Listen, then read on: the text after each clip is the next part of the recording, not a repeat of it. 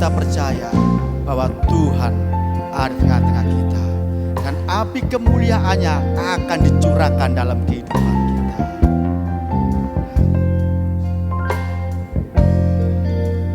Kami berkumpul Tuhan di hadapan tahta-Mu,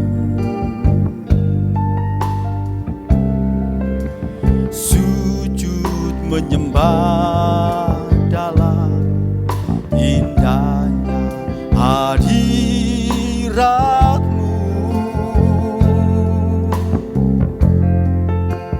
Kami rindu curahan kuasa Roh Kudus,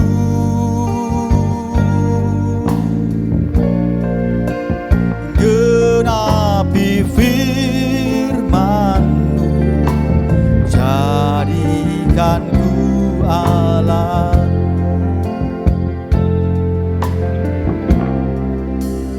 Biar belas kasihan-Mu Bapa penuhi hati kami,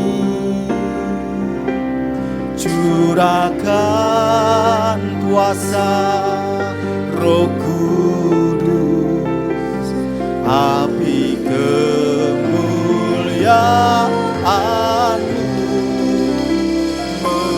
membakar hati yang rindu untuk melayani-Mu, sampai seluruh negeri ini, sampai seluruh bumi ini dipenuhi api kemuliaan. Biar belas kasihan-Mu Bapa, biar belas kasihan-Mu Bapa penuhi hati kami, curahkan kuasa Roh Kudus, api kemuliaan-Mu membakar hati yang rindu untuk melayani-Mu,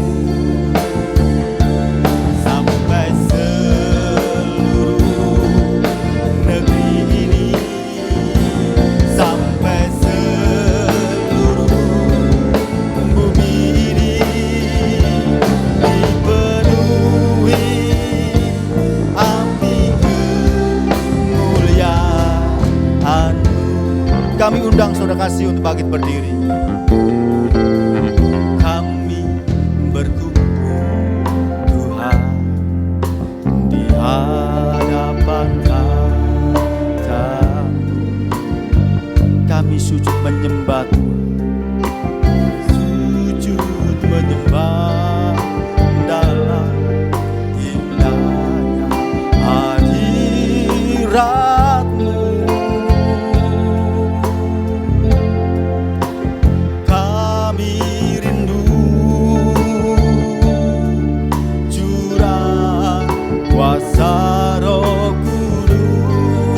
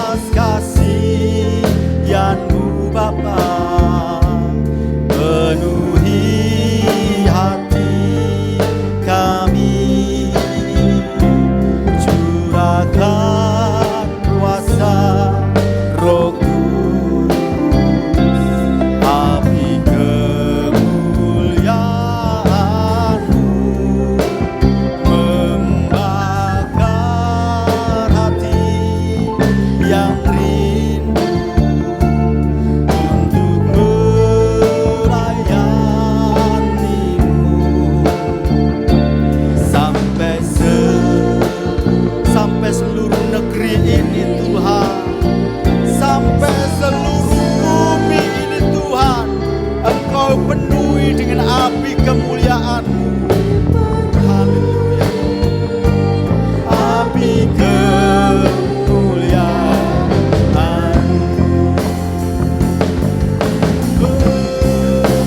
Biar belas kasihan-Mu Bapa penuhi hati kami. Engkau curahkan kuasa-Mu Tuhan. Roh Kudus, api kemuliaan-Mu membakar hati yang rindu untuk melayani-Mu sampai seluruh negeri ini Tuhan. Haleluya. Sampai seluruh bumi ini Tuhan. Oh, penuh api kemuliaan-Mu. Oh, haleluya. Haleluya. Terima kasih Tuhan. Biar belas kasihan-Mu Bapa. Biar belas kasihan-Mu Bapa penuhi hati kami. Curahkan kuasa Roh Kudus, api kemuliaan-Mu membakar hati yang rindu untuk melayani-Mu.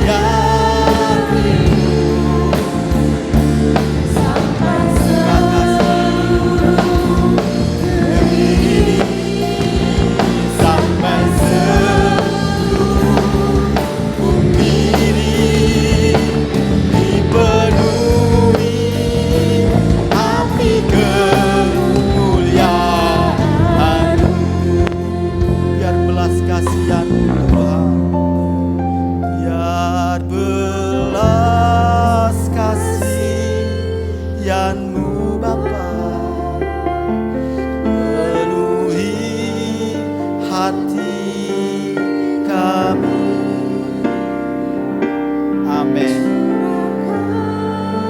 Kuasa Roh Kudus, api kemuliaan-Mu membakar hati yang rindu untuk melayani-Mu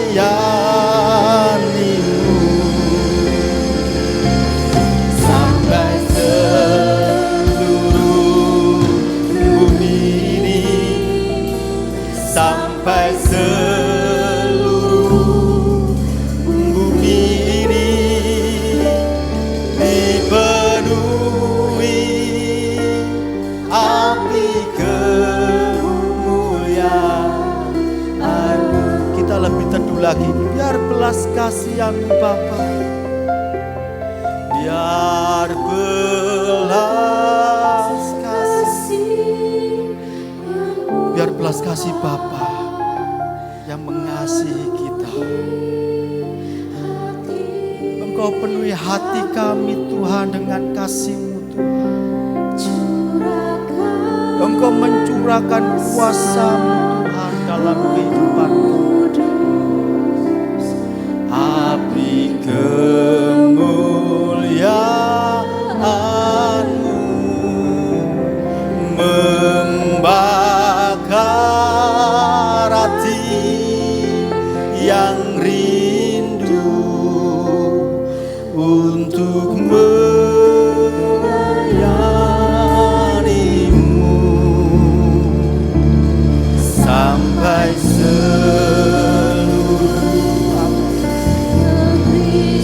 seluruh negeri ini Tuhan penuh kemuliaan. Sampai seluruh bumi ini penuh kemuliaan-Mu Tuhan.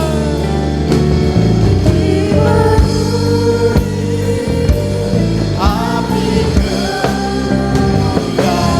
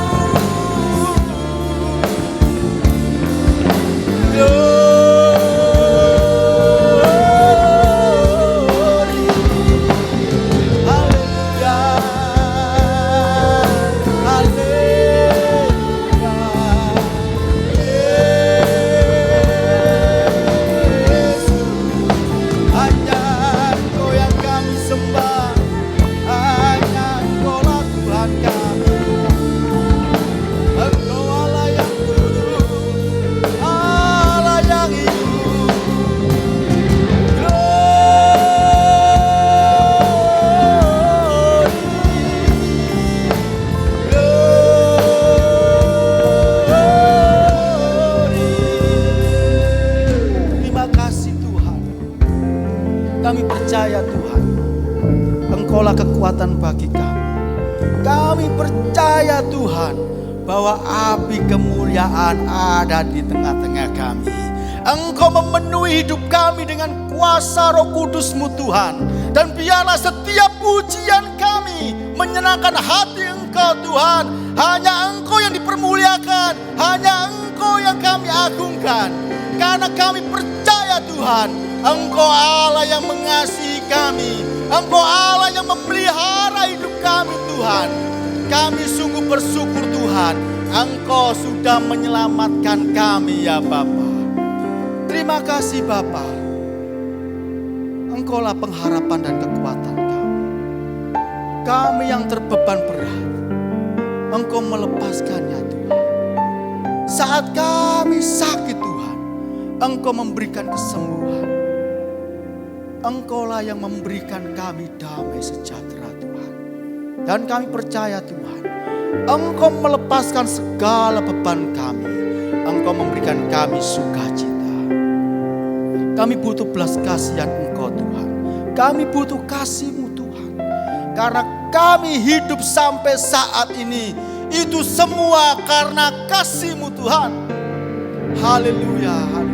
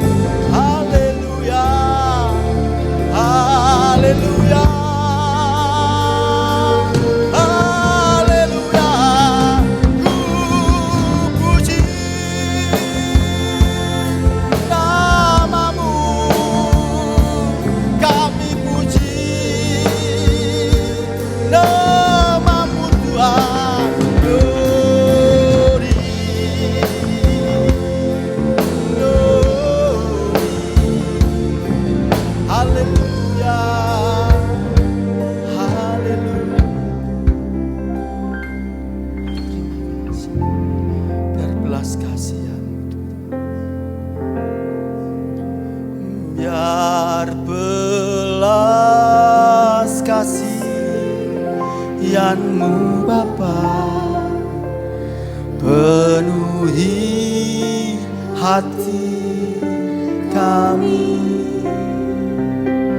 curahkan kuasa Roh Kudus, api kemuliaan-Mu membakar hati yang rindu untuk melayani-Mu sampai seluruh diri, sampai seluruh bumi ini dipenuhi api kemuliaan.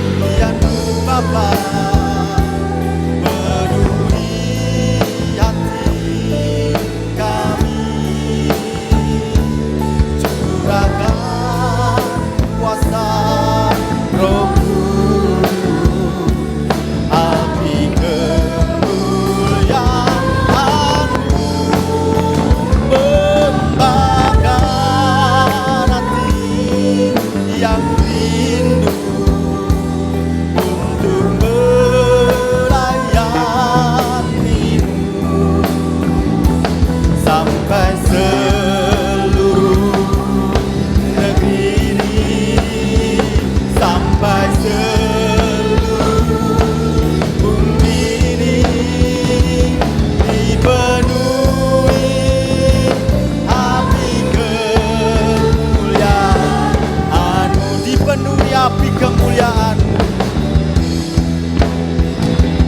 dipenuhi api kemuliaan-Mu.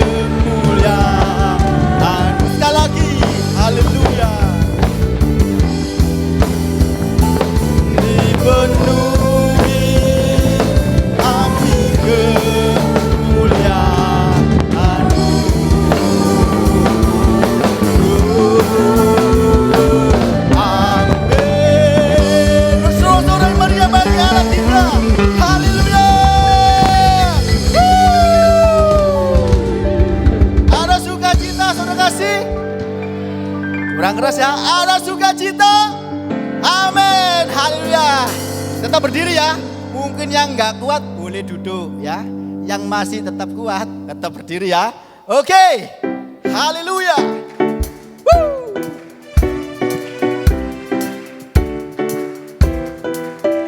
Kasih yang begitu besar, lebih kuat dari dosa. Kasih yang menemukanku, selamatkan dan pulihkanku.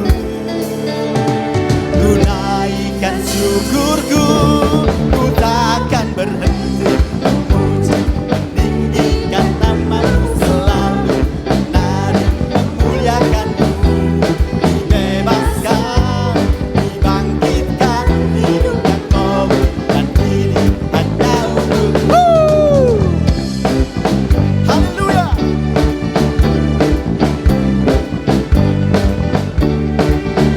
Kasih yang begitu besar, lebih kuat dari dosa. Kasih yang menemukanku, selamatkan dan pulihkanku.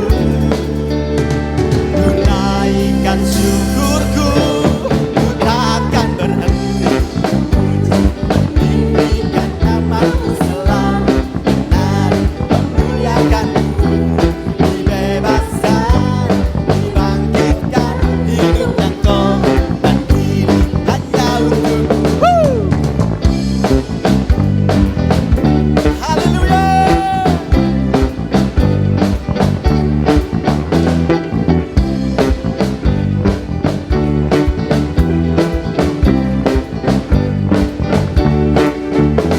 Ku naikkan syukurku, ku naikkan syukurku, ku takkan berhenti memuji, meninggikan namamu selalu, menari memuliakanmu.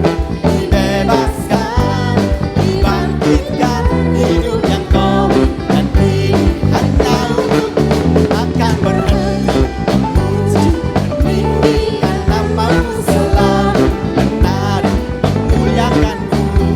Dibebaskan, dibangkitkan, hidup yang kokoh, dan ini hanya untukmu. Hidup yang kokoh, dan ini hanya untukmu. Haleluya.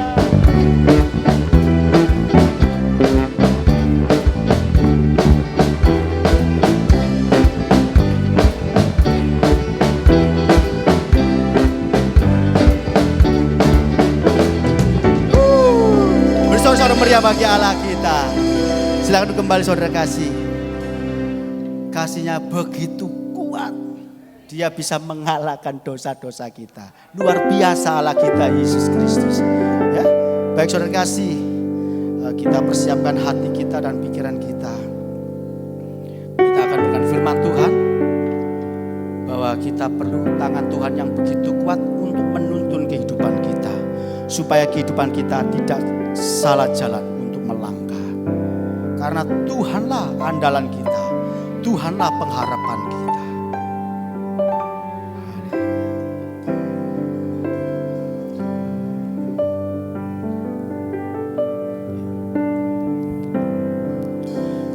Tidak takut, sebab Kau besertaku.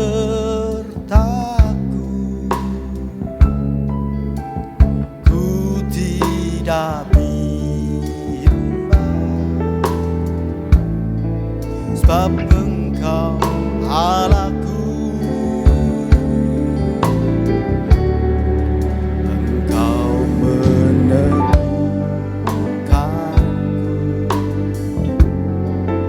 Bahkan menolongku,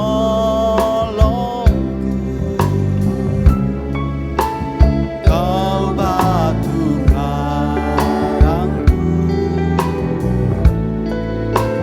Yesus Tuhan.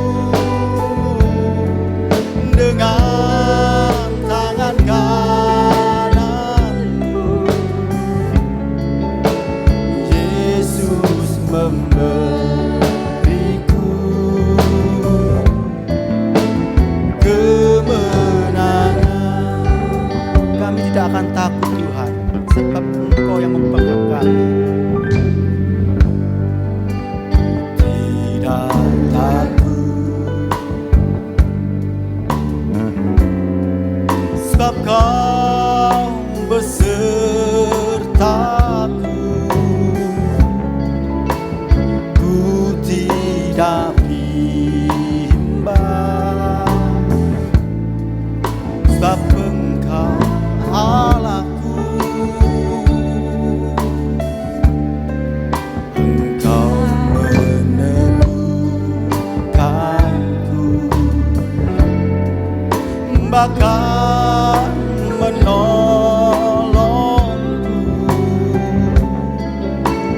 Kau batu karangku, Yesus Tuhan. Yesus memegangku dengan tangan kananmu. Yesus memberiku kemenangan. Yesus memegangku dengan tangan kananmu. Yesus memberiku kemenangan. Sekali lagi kami undang saudara kasih untuk bangkit berdiri. Yesus memegangku dengan tangan kananmu. Yesus memberiku kemenangan. Yesus memegangku dengan tangan kananmu. Yesus memberiku kemenangan. Yesus memegangku.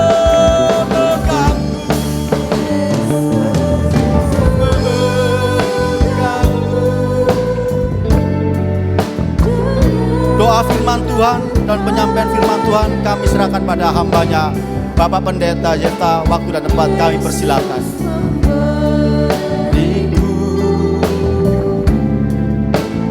Kemenangan. Yesus memegangku dengan tangan kananmu. Yesus memberiku kemenangan. kemenangan. Yesus memberiku kemenangan. Yesus memberiku kemenangan. Yesus memberiku. Yesus memberiku kemenangan.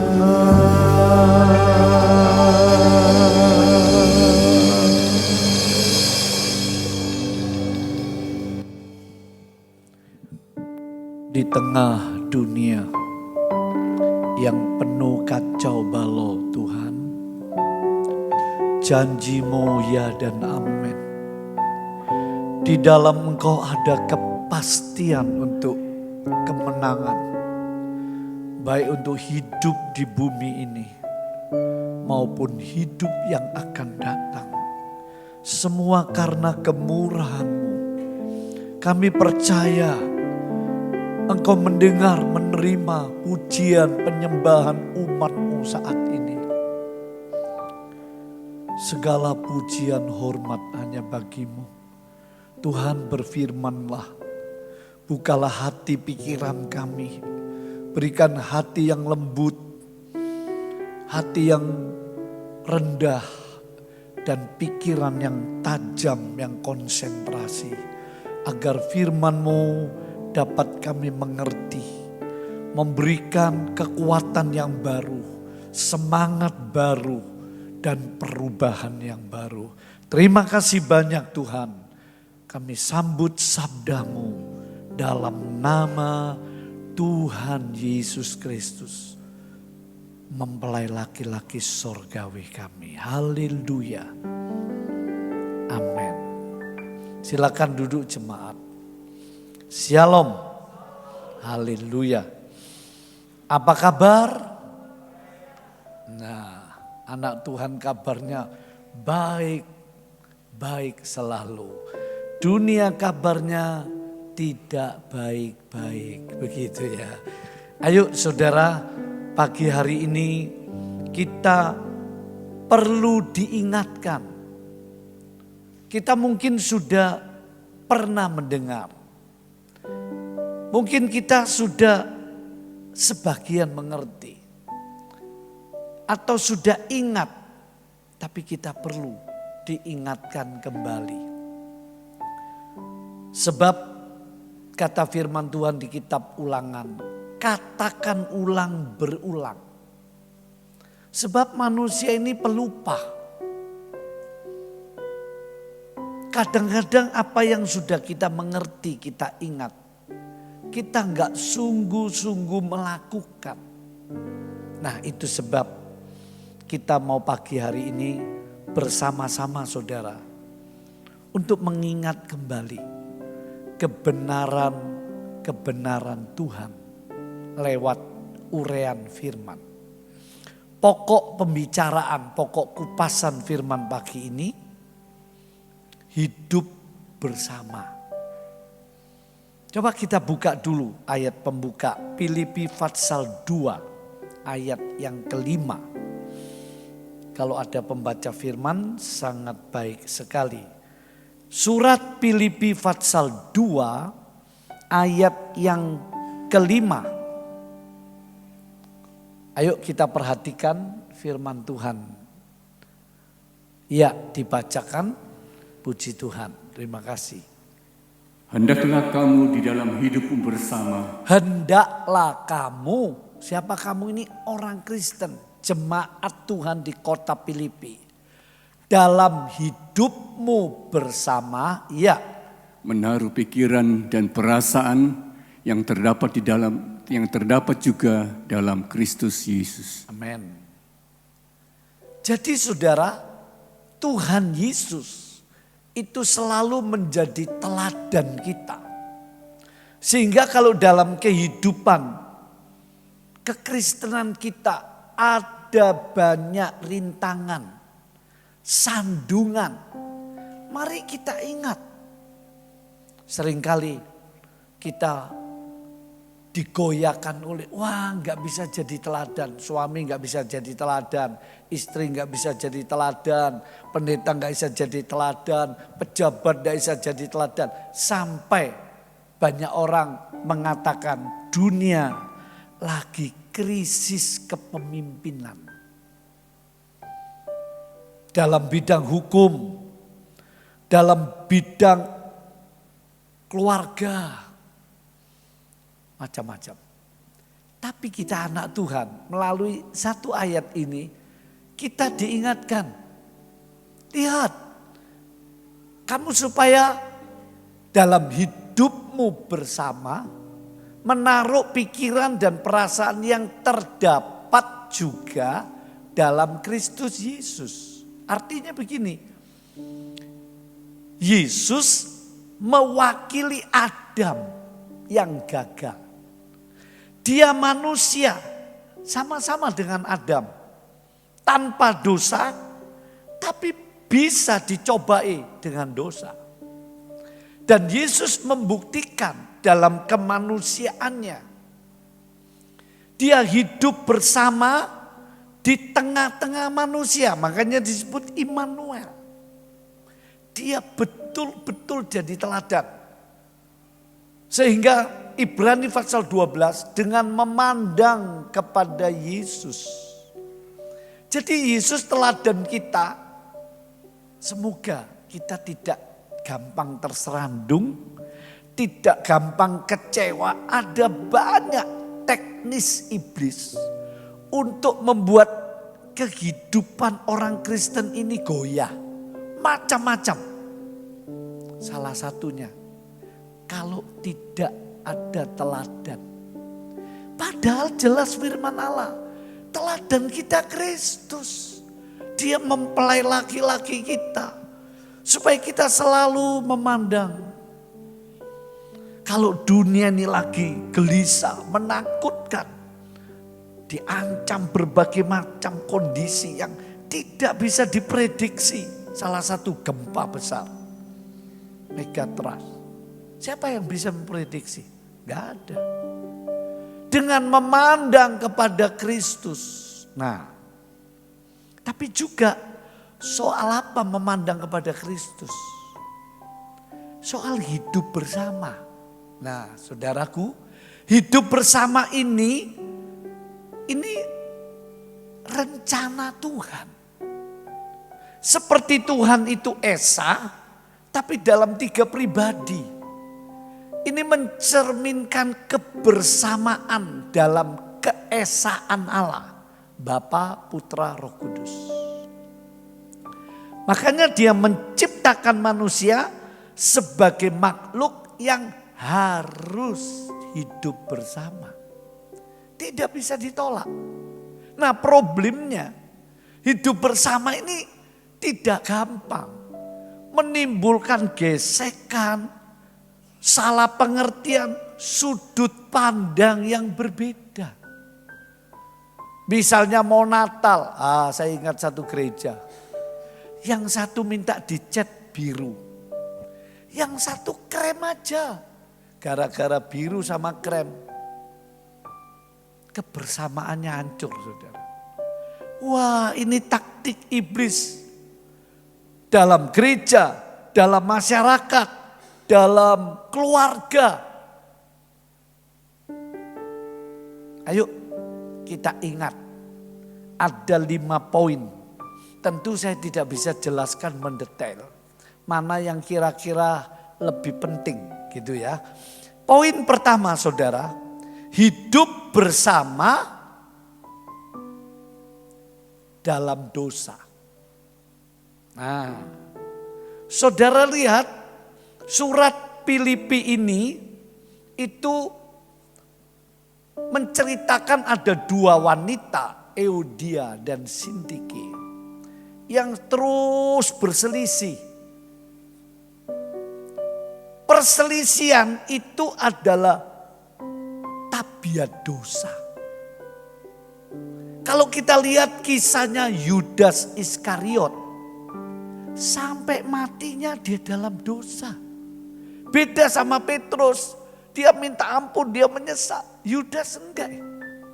Dia kembalikan uangnya ke imam-imam lalu gantung diri. Akhir zaman banyak generasi gantung diri. Kemarin saya dalam rapat, saudara pimpinan umat beragama, satu hamba Tuhan dia cerita.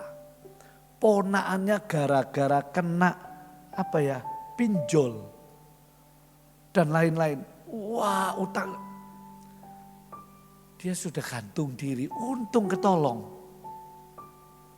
Jadi saudara lihat, ya Yudas Iskariot ini hidup bersama dengan dosa sampai matinya. Juga Ananias dan Sapira.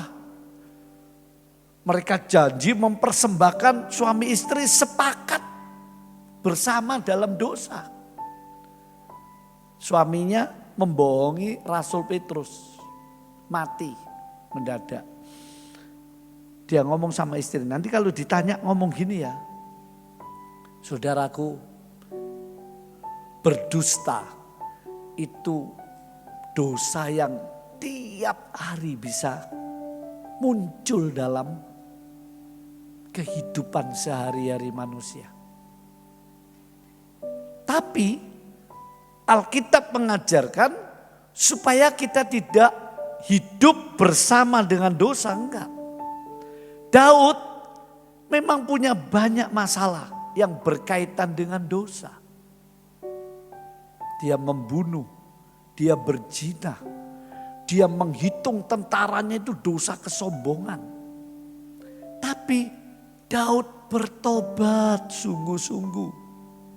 Nah itu masih ada kesempatan ketika seseorang masih hidup di dunia. Setelah itu tidak ada kesempatan. Jadi poin pertama, solusinya terus gimana? Supaya kita dapat lepas dari dosa.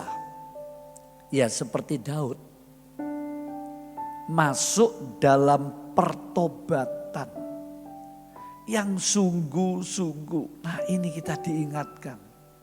Sampai ada nyanyiannya. Oh baliklah pada Allah. Supaya balik, itu arti pertobatan. Tinggalkan dosa, balik kepada Tuhan. Dia mengenal hidupmu. Angkat salib. Memang hidup benar, hidup suci itu seperti orang pikul salib. Ya firman-Nya, oh baliklah pada Allah. Kalau saya baca kitab Wahyu, nanti dunia dihujani malapetaka. Sebagai bentuk keadilan Allah, murka Allah. Saya pikir manusia sadar, aduh ampun Tuhan, ampun. Ternyata enggak saudara. Makin banyak malapetaka, makin marah, mereka menghujat Tuhan. Coba ini. Itu kitab Wahyu. Jadi poin pertama, jangan hidup bersama dosa. Solusinya enggak ada lain, bukan pendidikan. Bukan keluar masuk gereja, bukan pelayanan. Tapi mau bertobat. Itu butuh kerelaan. Butuh hati yang mau menyangkal diri pikul salib. Itu solusinya saudara. Gak ada solusi lain. Apakah hari-hari ini kita mau pikul salib, meninggalkan dosa, balik kepada Tuhan? Kalau tidak, manusia akan hidup bersama dosa. Gak ada pilihan lain, gak bisa netral. Poin pertama.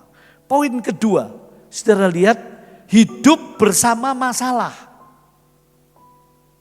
Hidup bersama masalah. Kalau saudara lihat, penulis surat Filipi ini Rasul Paulus.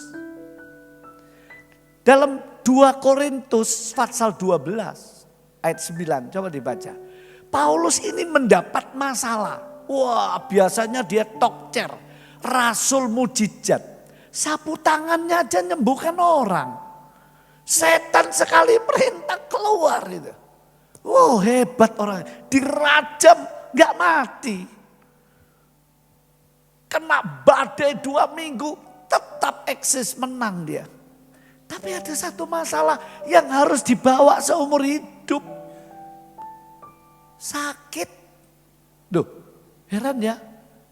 Kadang-kadang ada masalah, Tuhan segera mengubah. Itu kesenangan kita, kayak Yakub punya masalah. Oh, malam itu di seberang sungai Yabok diubah keadaannya, penuh kemenangan. Tapi Paulus sudah berdoa 3 kali, enggak bisa. Tuhan bilang, Paulus, anugerahku cukup. Jangan pusing dengan persoalanmu, bahkan penyakitmu. Tangan kananku, nyanyian tadi, dia pegang tangan kanan dengan tangan kananmu. Munya ini mu siapa? Tangan kanannya. Kata kitab Yesaya, dia pegang tangan hidup kita dengan tangan kanannya yang memberi kemenangan. Nah, Paulus coba dibaca. 2 Korintus 12 ayat 9. Ya. 2 Korintus 12 ayat 9. Silakan. Tetapi jawab Tuhan kepadaku. Tetapi jawab Tuhan kepada Paulus. Cukuplah kasih karuniaku bagimu. Paulus, jangan khawatir.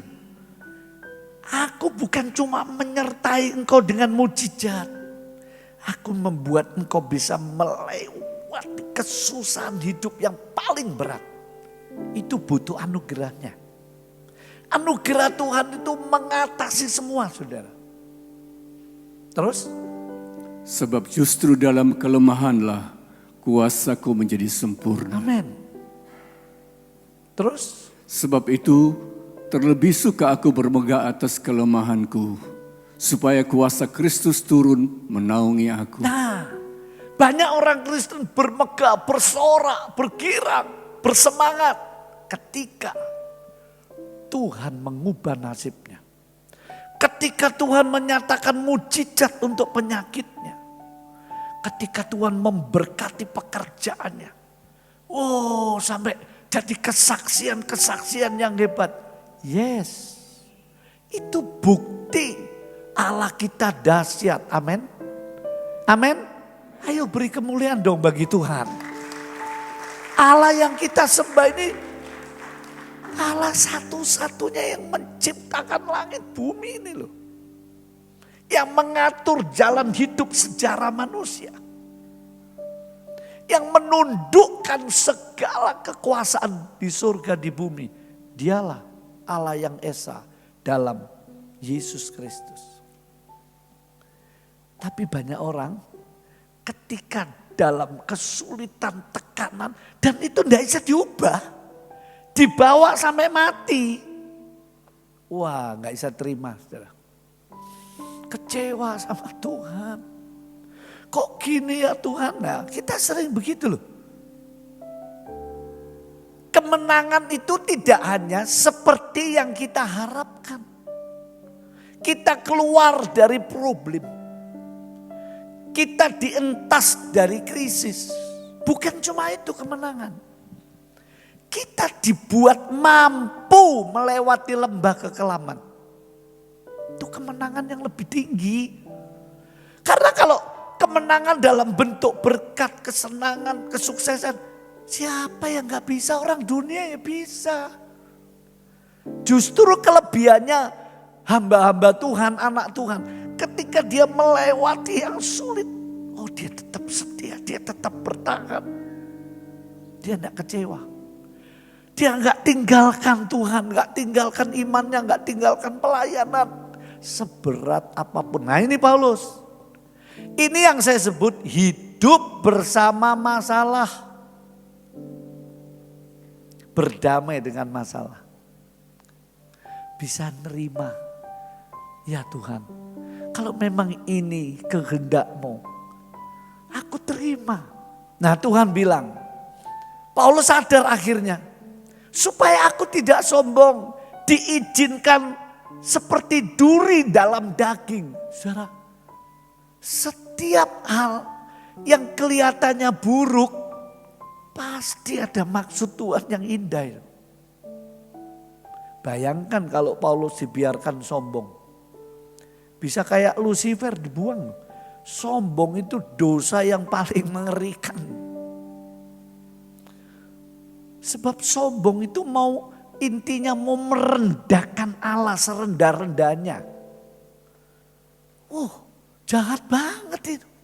Sang pencipta mau diturunkan derajatnya oleh orang sombong. Makanya banyak ayat Allah melawan orang congkak. Untuk menyegah itu sebab Paulus diberi penglihatan yang hebat-hebat. Ada seorang mengatakan ini. Untuk menguji seseorang, kasih dia jabatan yang tinggi. Untuk menguji orang gak cinta duit, kasih dia banyak berkat. Begitu. Saudaraku, ini namanya hidup bersama masalah. Terus gimana ya caranya? Apa kita bergumul? Paulus mula-mula bergumul dong. Wah, dia gak terima 3 kali di dalam nama Yesus. Loh kok gak sembuh-sembuh ya? Bukan masalah Tuhan nak mau tolong. Masalahnya Tuhan sedang mencegah sesuatu yang Paulus gak bisa atasi itu. Dosa sombong itu tahu-tahu muncul. Karena Paulus ngotot, terus dia bilang, sudahlah Paulus, sudah. Anugerahku cukup bagimu. Percaya saja Paulus. Kadang-kadang Tuhan pegel sama kita loh. Bahasa orang Jawa, kita ini suka dablek sama Tuhan. Kalau kemauannya nggak dituruti, waduh kita kecewa, kita jadi lemah, kita tawar hati. Coba kalau dituruti semua, malah buruk. Karena kita masih terbatas oleh ruang dan waktu, kita belum sempurna. Tuhan sedang menyempurnakan umatnya, milik kesayangannya. Kadang-kadang dia izinkan yang kita nggak minta, kita nggak inginkan. Dan itu terasa berat. Tapi begitu ada peneguhan, ada rema. Oh, Paulus ngerti. Lalu dia ngomong, sekarang aku bermegah dalam kelemahanku. Loh, nggak gampang loh. Sekarang aku bermegah dalam problemku, masalahku. Bisa enggak gini? Ini namanya hati yang tidak bergumul lagi. Tapi rela menerima. Ya, saudaraku, bukan menyerah dengan masalah. Hati-hati. Kalau kita menyerah dengan masalah, masalah bisa menghancurkan kita. Orang Kristen tidak perlu menyerah dengan masalah. Dia terus berjuang, dia terus berdoa. Dia terus memohon kemurahan Tuhan. Tapi orang Kristen ada suatu ketika bukan menyerah tapi berserah. Beda. Menyerah dengan masalah, ingat sekali lagi, masalah bisa menghancurkan hidup kita. Tapi kalau kita berserah, Tuhan turut bekerja dalam segala keadaan, membawa kebaikan pada akhirnya. Daniel berserah, sampai masuk gua Sia berserah. Temannya 3 satra Mesak Abednego berserah, dimasukkan dapur api. 7 kali lipat panah. Dia berserah, bukan menyerah.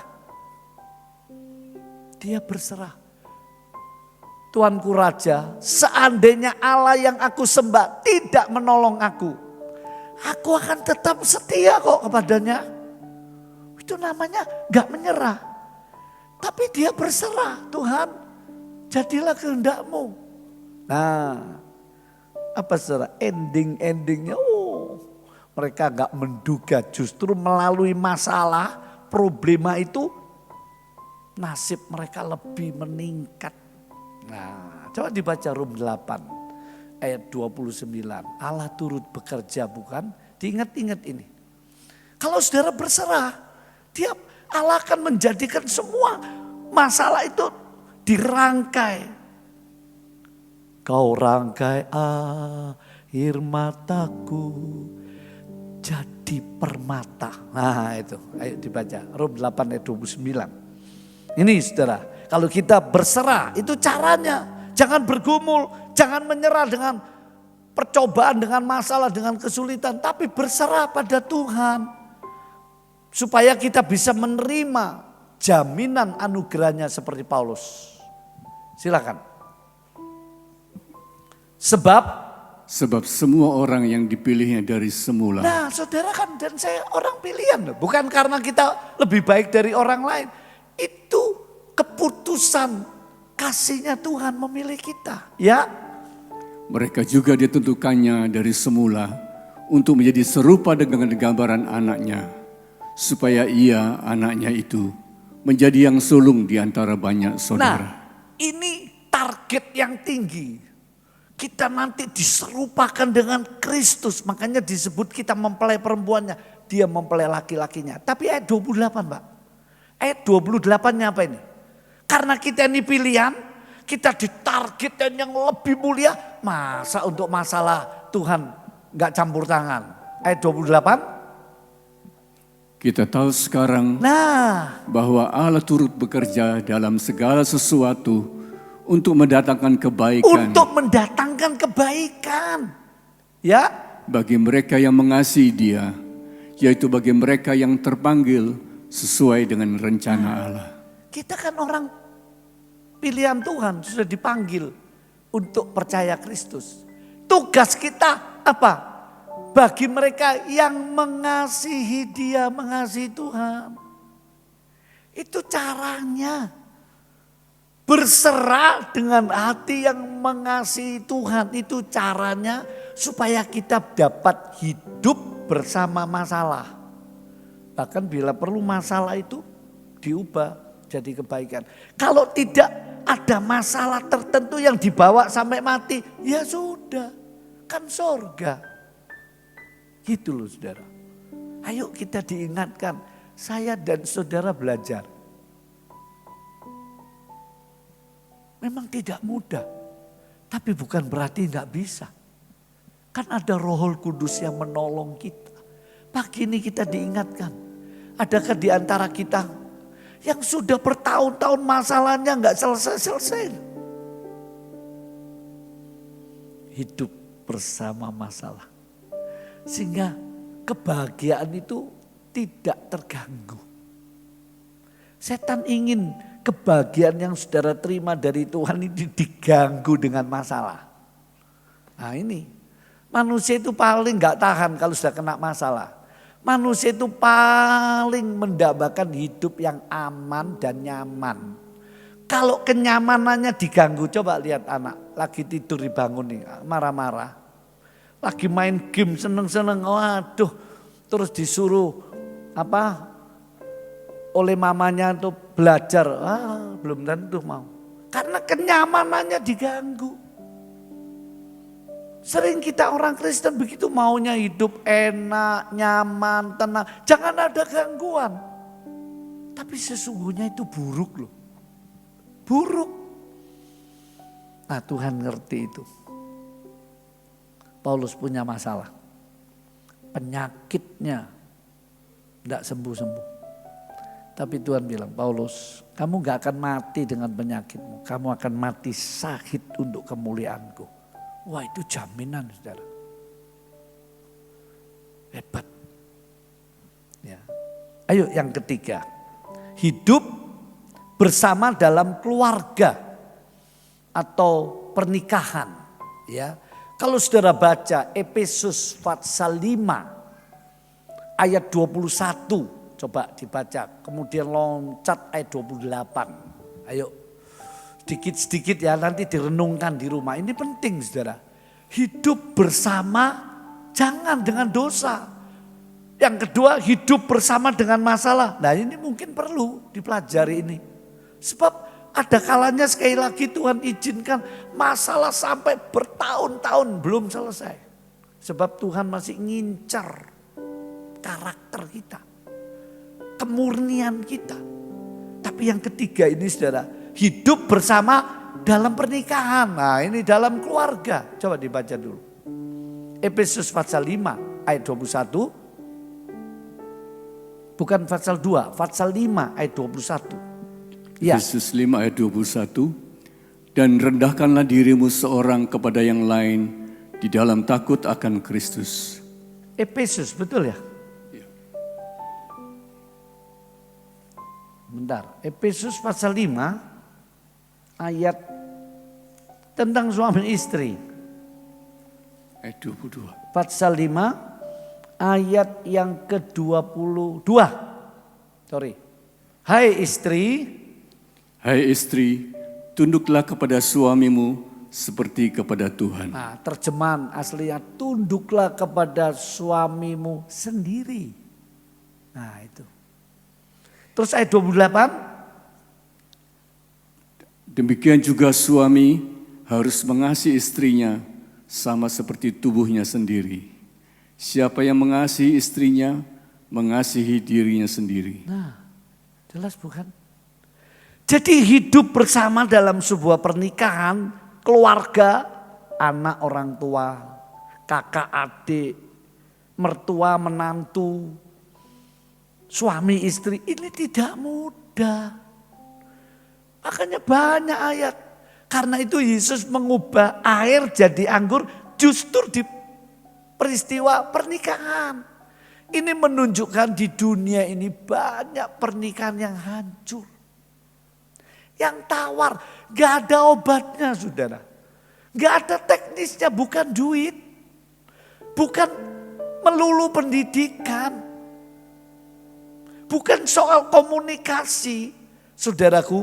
Tetapi apa saudaraku? Ya, untuk hidup bersama ini, kalau saudara perhatikan, masing-masing melaksanakan sesuai fungsinya.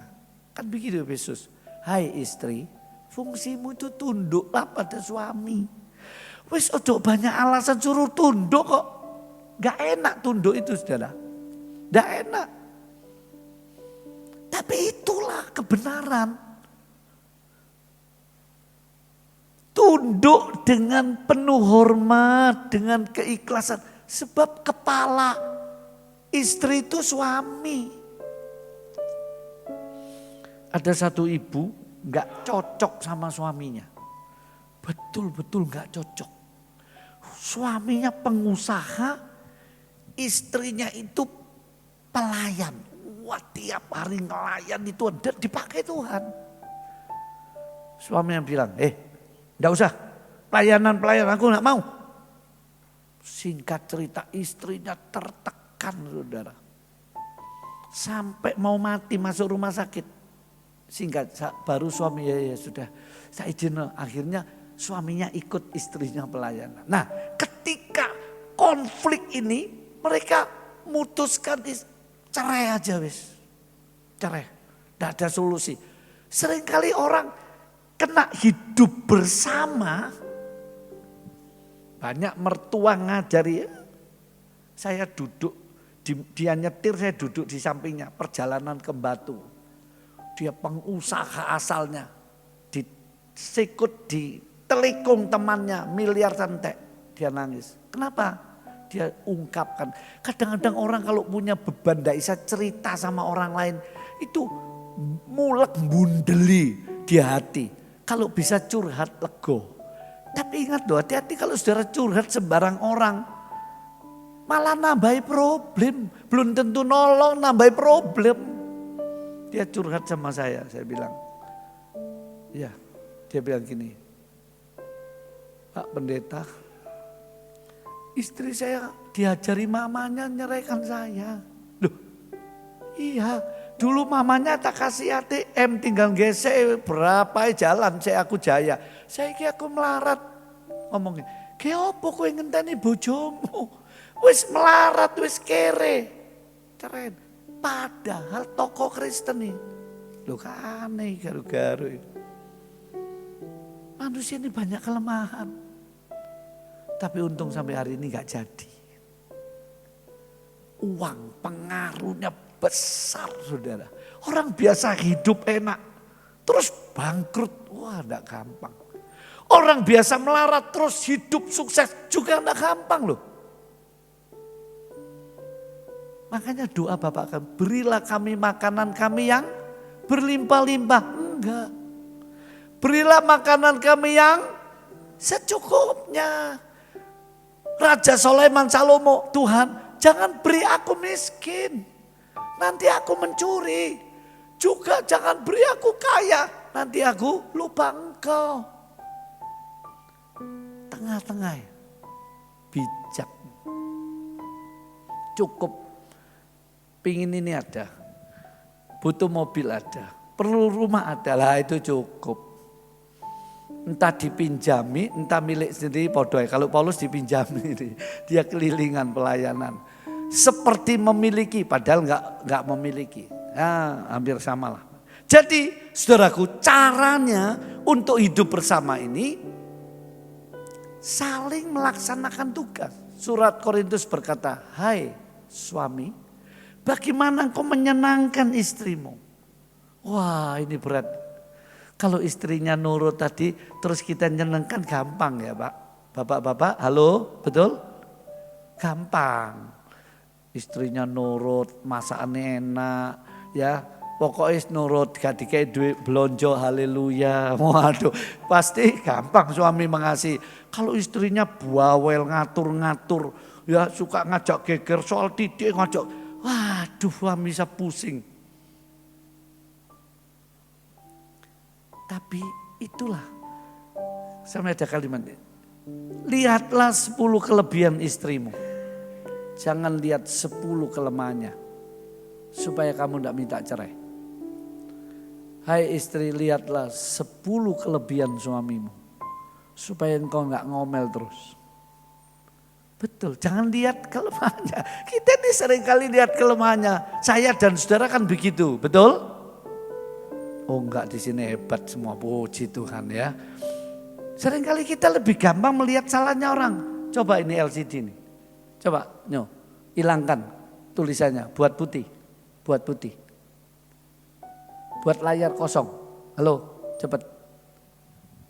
Nah, terus kasih titik satunya. Kasih titik satu. Titik aja. Bukan materi, titik dul. Gitu loh ya, titik hitam. Oh belum. Ayo, dinyalakan kasih titik satu aja atau tanda tanya aja. Terserah lah, pokoknya satu. Gitu aja. Bisa? Oh belum. Tidak. Kalau saya beri titik, yang saudara lihat titiknya atau layarnya yang gede itu. Halo? Titiknya, apa itu ya? Lah itu. Yang di sana lihat mana? Apa saudara lihat yang besar putih ini? Enggak loh. Apa ya?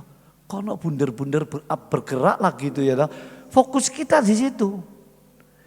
Artinya kita ini sering lihat kesalahan orang lain, saudara. Lupa kebaikannya itu, suami sekian puluh tahun ngabdi sampai boloten, ngerti bahasa Inggris boloten. Kerja mati-matian, kaki jadi kepala, wah demi istri anak.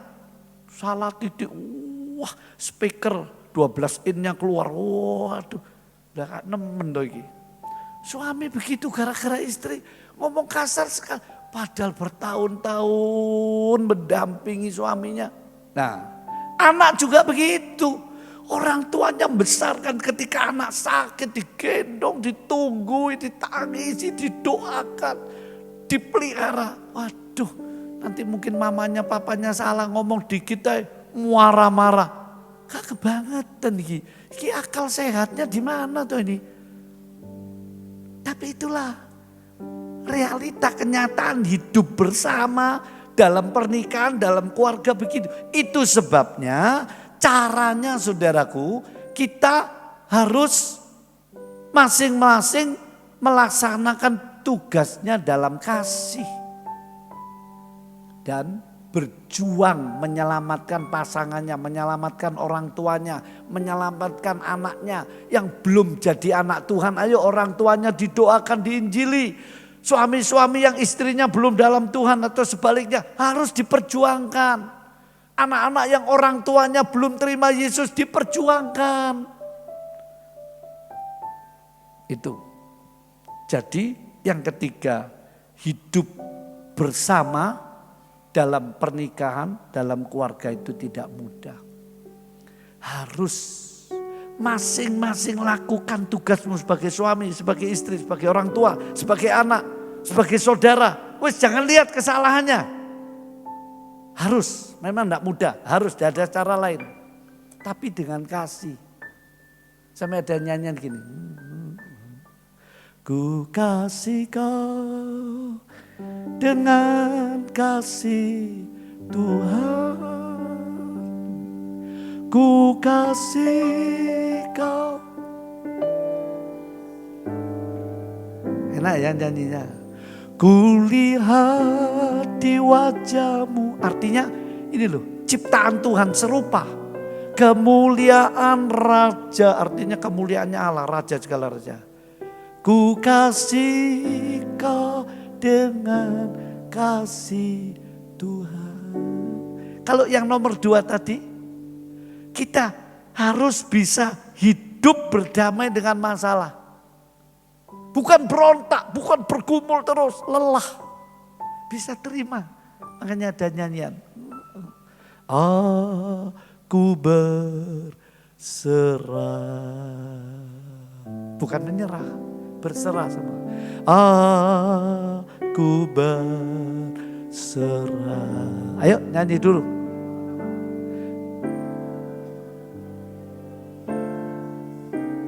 Juru selamat. Yang keras semua.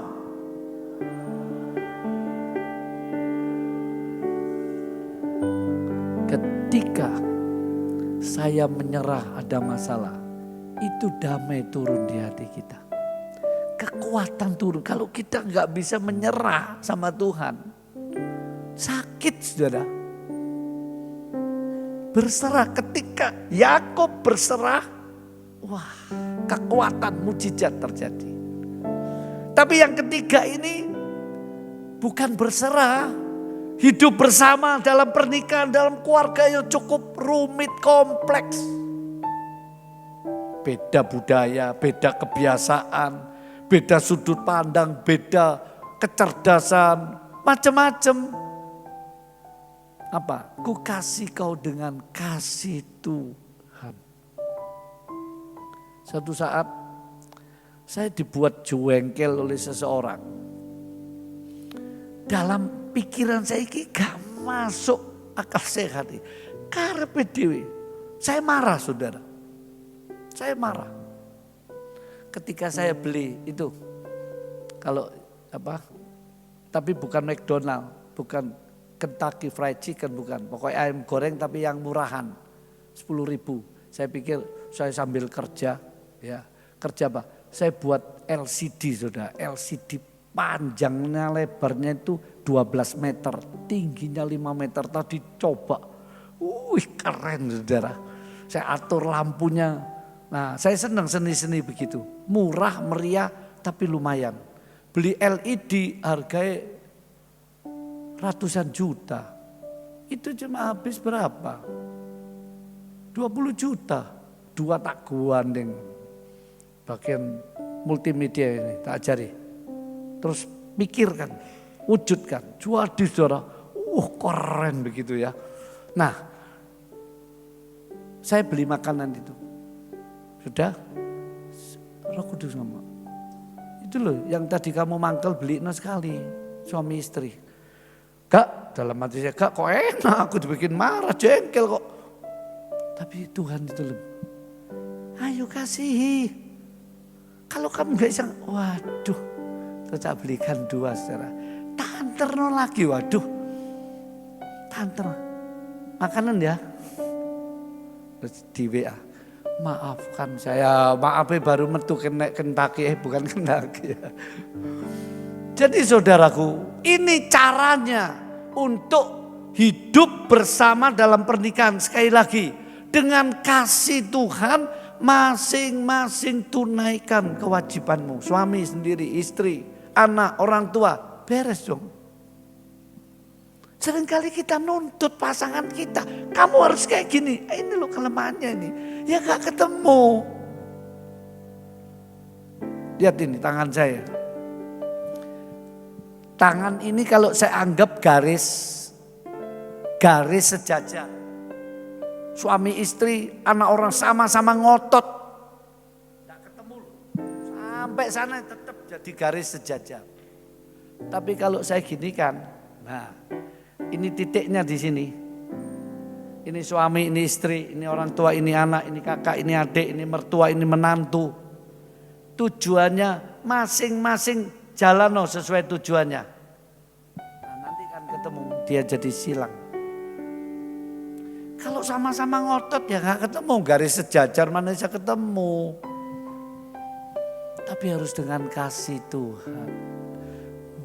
Ku kasih kau dengan kasih Tuhan. Yang keempat, saudaraku, hidup bersama dalam gereja. Bergereja, berjemaat ini kayak apa sih? Ini problem. Banyak orang Kristen belum sungguh-sungguh taat, sungguh-sungguh sadar, ngerti hidup bersama. Ibadah online itu alternatif, jangan dianggap sama dengan ibadah kumpul. Kecuali kondisi tidak memungkinkan. Orang Kristen itu fleksibel, bisa ibadah dalam bentuk apa saja. Tapi kalau enggak ya kita dipanggil berhimpun. Enggak boleh meninggalkan pertemuan. Yang utama pertemuan bersama ini enggak bisa digantikan dengan model-model medsos. Jemaat harus sadar kalau bergereja ya begitu. Nah, dalam bergereja itu macam-macam saudara. Hidup bersama itu tidak mudah. Coba dibaca 1 Korintus 14 ayat 26. Ayo dibaca dulu. Baru yang terakhir, yang kelima. Kita terus doa. 1 Korintus 14 ayat 26. Silakan. Jadi bagaimana sekarang saudara-saudara? Jadi bagaimana sekarang Paulus ngajak jemaat Korintus berpikir, merenung dalam berjemaat, bergereja, hidup bersama sebagai gereja Tuhan. Jadi gimana sekarang ya? Bila mana kamu berkumpul. Bila mana kita berkumpul, berbakti ini maksudnya ya. Hendaklah tiap-tiap orang mempersembahkan sesuatu. Yang seorang mazmur, yang lain pengajaran atau penyataan Allah. Atau karunia bahasa roh, atau karunia untuk menafsirkan bahasa roh. Tetapi semuanya itu harus dipergunakan untuk membangun. Nah, hidup bersama di gereja itu tidak mudah, saudara, kaya, miskin, bodoh, pandai. Wah, macam-macam. Kalau sudut pandangnya aduh macam-macam. Makanya diajarkan. Nanti soal perpuluhan ribut, dunia Kristen. Soal pengajaran ribut. Soal nyanyian ribut. Tidak boleh, kalau mau ambil nyanyianku harus bayar royalti dulu loh. Wong ayatnya kamu terima dengan percuma, berilah percuma kok. Caranya saudaraku, hidup bersama berjemaat itu tadi saya singgung, Anda harus rela datang kebaktian-kebaktian yang diadakan oleh gereja. Ini enggak berlebihan. Ingat saudara, waktu kita untuk hidup itu habis untuk tidur, kerja dan lain-lain. Untuk Tuhan itu sedikit loh. Sedangkan kita mau diberi kerajaan surga yang kekal. Ada suatu orang, ya, keluarganya nelpon saya, Pak Pendeta tolong, ini sudah gawat. Mau mati. Saya di tengah kesibukan saya berhenti. Ayo doa. Dalam doa saya tahu sudah usia dan sebagainya dan sebagainya. Tuhan, kalau engkau masih izinkan beri panjang umur. Kalau enggak angkat baik-baik. Terus saya panggil salah satu majelis. Kamu pergi sana ya. Oh masih banyak ngatur. Kamu pergi doakan. Dan saya mohon Tuhan, kalau memang sudah dia enggak terlalu berguna di dunia, angkat saja. Persis doa berangkat saudara. Wah senang. Artinya senang ikut berduka. Tapi ya sudahlah buat apa lagi. Di dunia. Nah hidup bergereja saudara. Maka diperlukan apa? Saya catat di sini saudaraku. Memelihara kesatuan.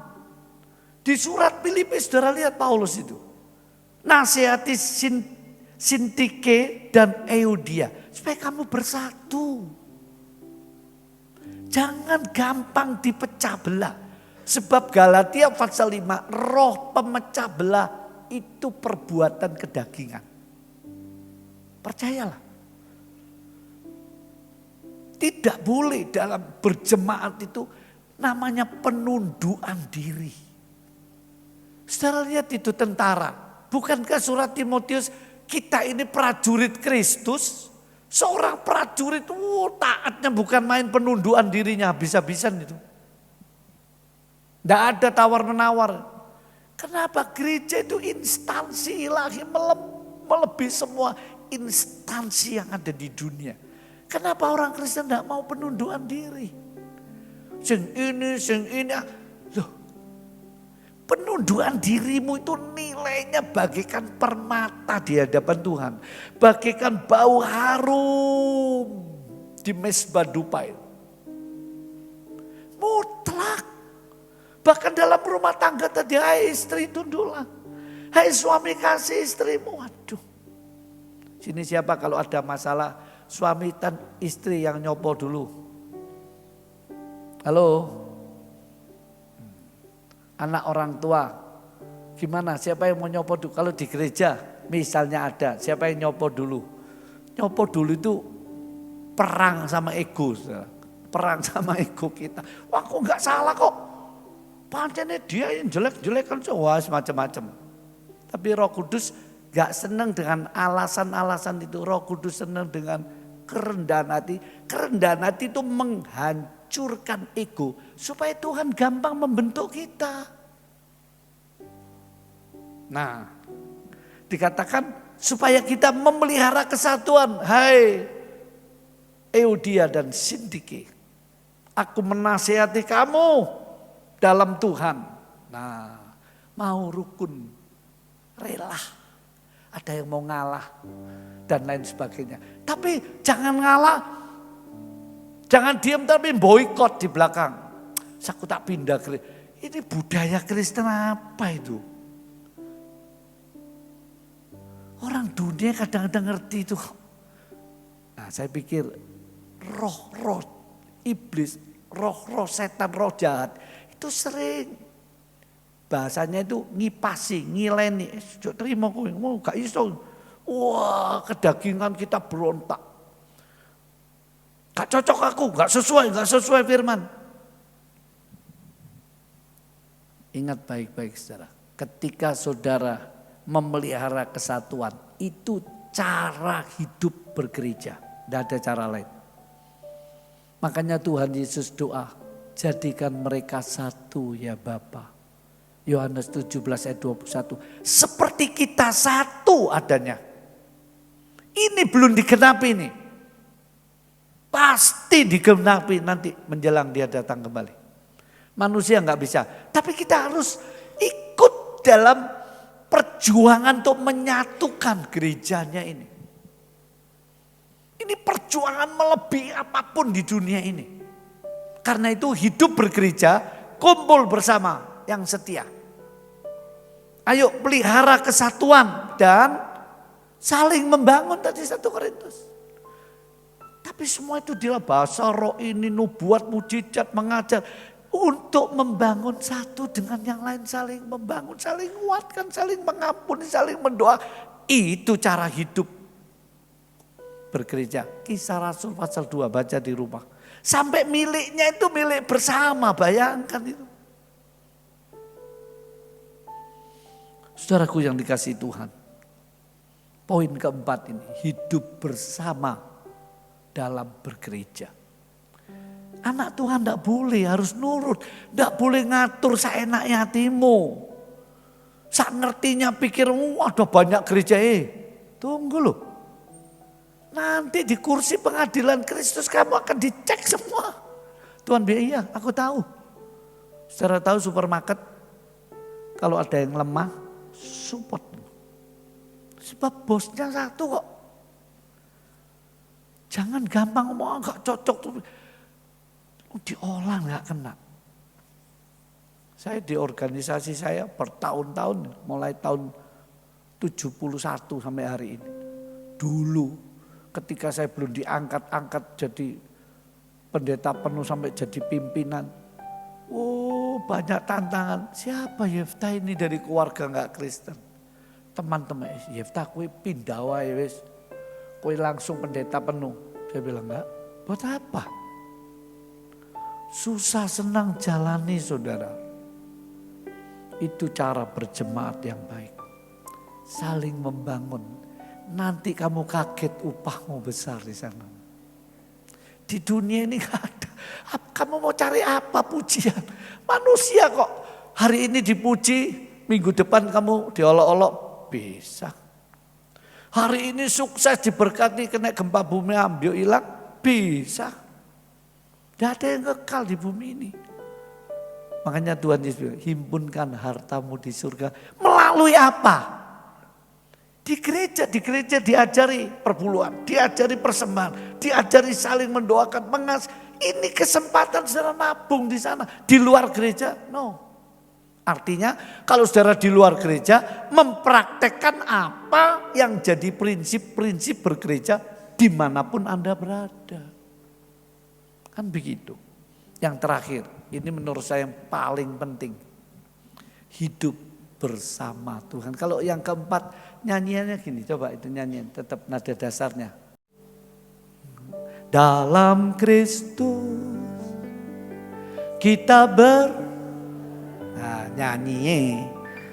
Dalam Kristus. Tunggu dulu. Saudara itu darahnya sopo?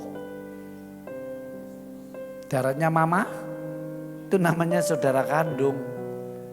Darahnya Yesus itu melebihi saudara kandung. Ketika darahnya ditumpahkan, lahirlah gereja. Makanya Tuhan Yesus disalib itu unik ya. Pertama dia tumpahkan darah. Terakhir lambungnya dicocok tobat. Terus orang mati itu nggak bisa kalau saudara sayat dengan pisau yang tajam. Dia akan jadi daging membeku, sudah mati. Yesus enggak, ditusuk terus keluar air dan darah dari lambung. Apa artinya? Darah air, tanya ibu-ibu, itu ciri wanita melahirkan. Ketika dia tumpahkan darahnya, lahirlah gereja. Kita ini dipersatukan dengan darah yang mulia. Makanya aduh sedih ya bodoh Kristen nih kita termasuk saya. Sakit hatian, kekecewaan, blok-blokan. Padahal Tuhan mau datang, ini sudah akhir zaman. Gak bisa diterus-teruskan. Setan ngipasi terus. Nyanyian dalam Kristus kita bersaudara. Dalam Kristus kita bersaudara. Terus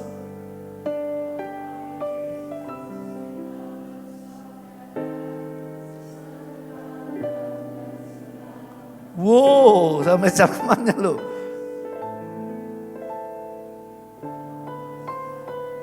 Kalau saudara mati masih gegeran ya Pak?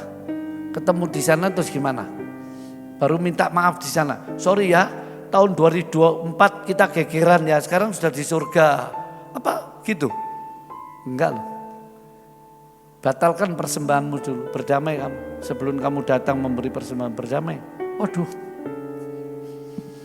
Ego kita dirembukkan. Nah yang terakhir, yang 5. Hidup bersama Tuhan. Ini bekal akhir zaman.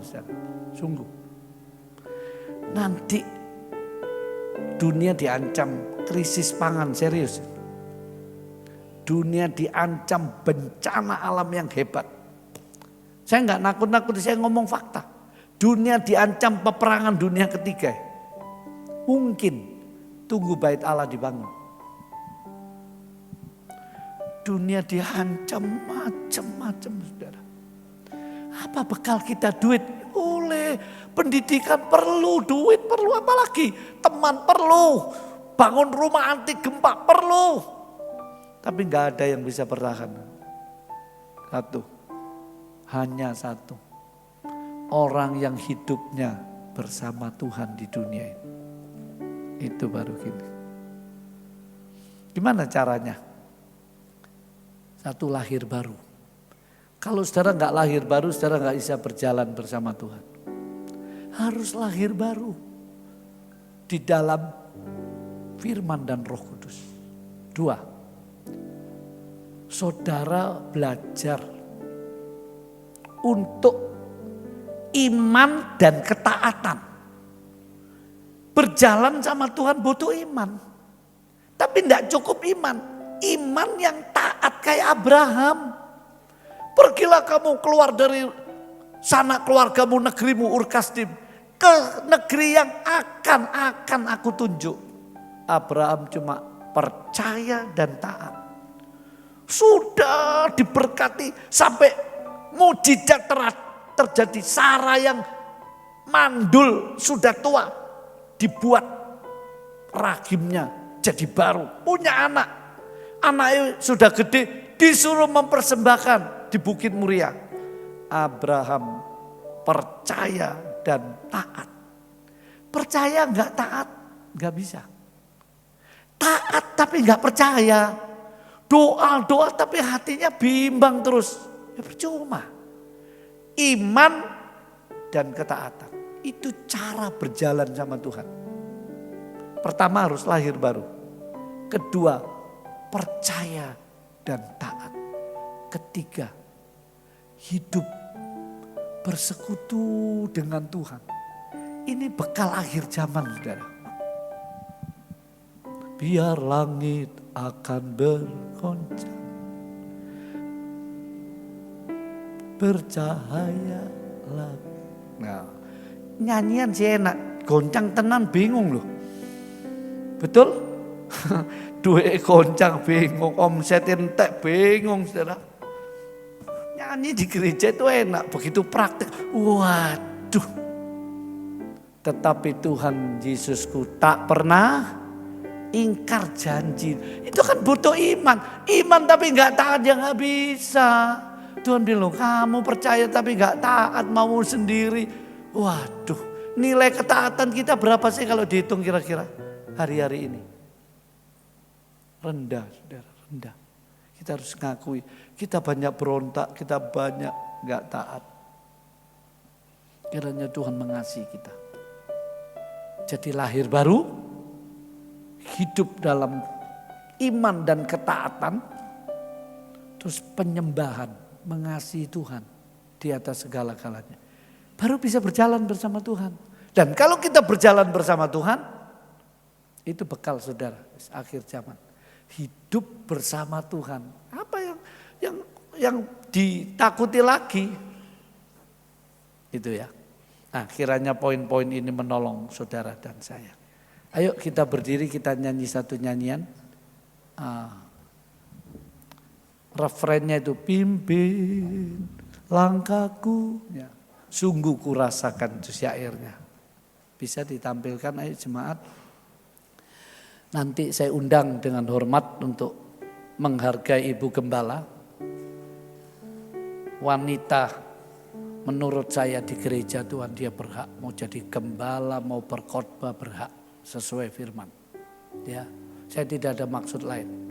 Silakan Ibu Gembala menaikkan doa, mau mengajak penyembahan jemaat, ya dan lain sebagainya. Mau di tempat, apa mau maju silakan. Sungguh kurasa. Agak dinaikkan mungkin. Nada dasarnya dinaikkan.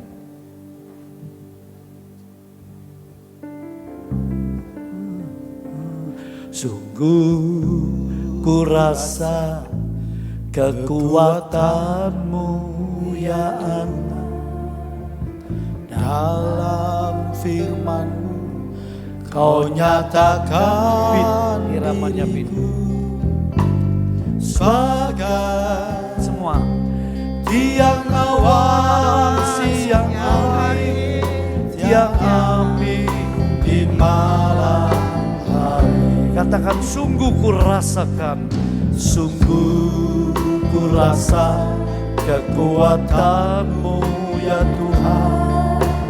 Dalam firman-Mu Kau nyatakan diri-Mu sebagai tiang awan siang hari, tiang api di malam hari. ayo semua katakan pimpin. Pimpin langkahku, pimpin jalanku, berikan jawaban dalam persoalan. Firman-Mu sungguh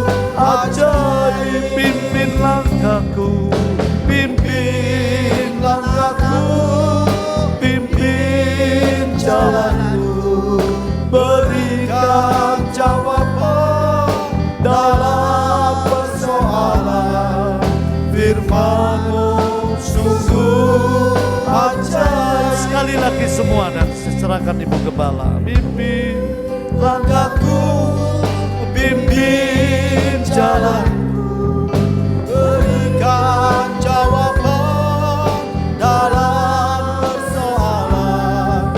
Firman-Mu sungguh ajaib.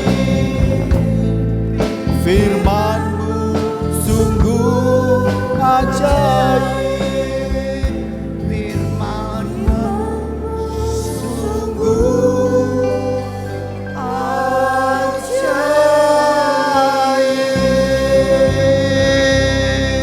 Haleluya Yesus, haleluya, haleluya. Haleluya ya Yesus, haleluya, haleluya. Benar Tuhan, firman-Mu itu sangat ajaib buat kami semua ya Bapa. Biar di dalam setiap langkah hidup kami Tuhan, di dalam setiap aspek kehidupan kami, firman-Mu yang menuntun kami ya Bapa. Jangan pernah Engkau tinggalkan kami Tuhan. Pegang tangan-tangan kami semua Tuhan, supaya kami boleh sampai pada tujuan yang terakhir. Satu kali berjumpa dengan Engkau sebagai mempelai pria kami ya Bapa. Terima kasih Tuhan, terima kasih buat firman yang sudah kami dengar pada pagi hari ini. Hamba-Mu boleh berhenti berkata-kata, tetapi kiranya Roh Kudus-Mu Tuhan senantiasa boleh mengingatkan kami ya Bapa. Biar di dalam setiap kehidupan kami Tuhan, di dalam kami menghadapi persoalan, kami boleh hidup berdamai dengan persoalan kami. Kami boleh hidup bersama Tuhan dengan keluarga kami. Kami hidup berdamai dengan sesama teman saudara seiman kami dalam bergereja ya Bapa. Itulah yang terpenting Tuhan, dimanapun kami berada. Biar kiranya Tuhan, firman itu yang melingkupi kami. Tuhan, kami tahu sebagaimana yang sudah kami dengar, manusia tidak luput dari segala persoalan dan masalah. Tetapi kami berpegang pada Rom 8 ayat 28 yang mengatakan, di dalam segala perkara Engkau turut bekerja. Inilah pegangan kami ya Bapa, supaya kami boleh kuat, kami boleh bertahan sampai pada tujuan yang terakhir ya Bapa. Kami boleh berdamai dengan segala persoalan kami. Kami boleh berdamai dengan segala permasalahan kami. Kami boleh berdamai dengan segala keluarga kami ya Bapa. Oh terima kasih Tuhan. Terima kasih ya Bapak buat semuanya itu. Kami pada pagi hari ini berdoa bagi hamba-Mu. Engkau pakai Pak Pendeta Yefta Tuhan, lebih hari lebih heran, guna hormat kemuliaan nama-Mu ya Bapa. Berkati beliau Tuhan, pekerjaannya, rumah tangganya, pengembalaannya. Oh Tuhan, apapun yang dikerjakannya Tuhan, Engkau senantiasa menyertainya. Terima kasih Bapa, terima kasih. Dan jangan biarkan kami seluruh jemaat dan hamba-Mu ini pulang dari tempat ini tanpa membawa berkat. Karena kami sudah menerima berkat yang besar, yaitu firman yang sudah kami dengar. Biar firman ini tidak hanya kami dengar Bapa, tapi untuk kami lakukan saat kami berada di rumah kami masing-masing. Berkat-Mu mengikuti kami ya Bapa. Terima kasih Tuhan, terima kasih. Dengar dan jawab doa kami. Karena doa kami tidak akan pernah kami naikkan di dalam ilah yang lain, tapi dia dalam satu nama yang besar, yaitu Tuhan Yesus Kristus. Haleluya, amin. Baik saudara kasih, kami mewakili atas nama Gembala GPT Logos mengucapkan terima kasih kepada Bapak Pendeta Yefta yang sudah melayani kami di tempat ini. Dan biarlah Tuhan memberkati dalam setiap pelayanannya dan juga dalam keluarganya. Baik saudara kasih, kita akan memberikan persembahan. Persembahan akan dijalankan. Kiranya Engkau memberkati aku berlimpah-limpah dan memperluas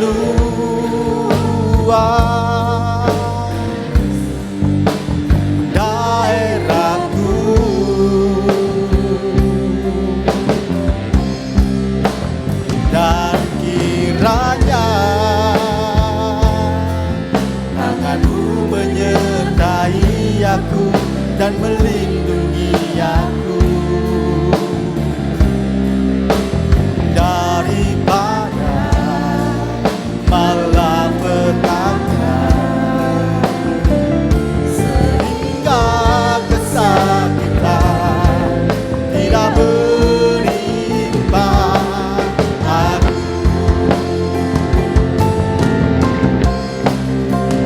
Kiranya kami undang saudara kasih untuk bangkit berdiri, melimpah-limpah dan memperluas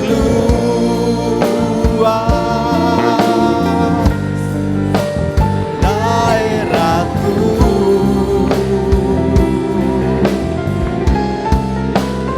Dan kiranya tanganmu menyertai aku dan melindungi aku daripada malapetaka sehingga kesakitan tidak menimpa aku. Kiranya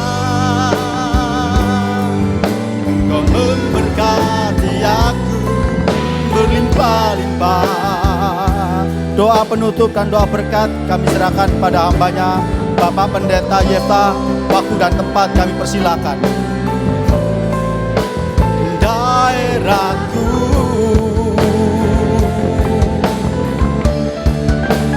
dan kiranya tanganmu menyertai aku dan melindungi aku daripada malapetaka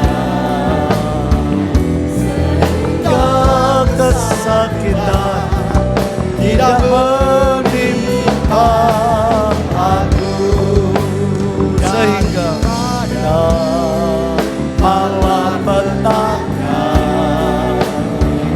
sehingga kesakitan tidak menimpa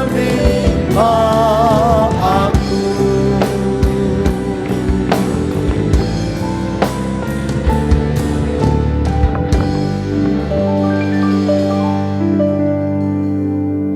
Segala hormat, pujian dan kemuliaan hanya bagi Engkau ya Tuhan.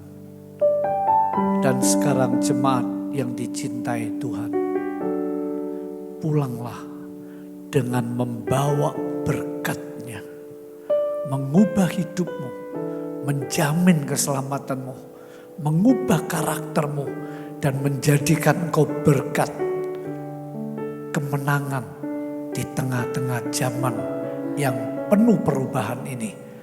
Engkau dilindungi, kembali pulang masing-masing dengan sukacita dalam kasih, kuasa dan hikmat-Nya Bapa, Putra dan Roh Kudus, di dalam nama Tuhan Yesus Kristus. Haleluya. Amin. Sampai jumpa pada ibadah yang mendatang.